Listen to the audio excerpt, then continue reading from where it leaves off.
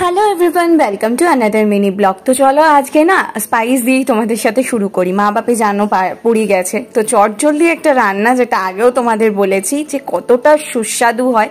আজকে তোমাদের বাটা মশলার ইনগ্রেডিয়েন্টসগুলো শেয়ার করলাম, কাঁচা লঙ্কা, আদা, রসুন, আর আমি কিন্তু এর মধ্যে একটু শুকনো লঙ্কা অ্যাড করি। এবার সমস্ত কিছু দিয়ে চিকেনটাকে ভালো করে ম্যারিনেট করে নেবো।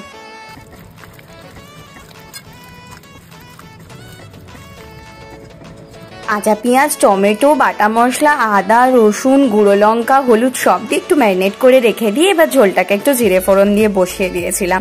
চটজলদি রান্না, হালকা পাতলা অথচ সুস্বাদু। যারা খেতে ভালোবাসো তারা আমার এই রেসিপিটা ট্রাই করতে পারো। তার সাথে ছিল আমার সব থেকে ফেভারিট চিচিঙ্গে ছেচকি, যেটা কাঁচা লঙ্কা আর পেঁয়াজ দিয়ে আমি করি। তো চলো এবার খাওয়া শুরু করি। আজ জাস্ট তর্স হয়েছে না।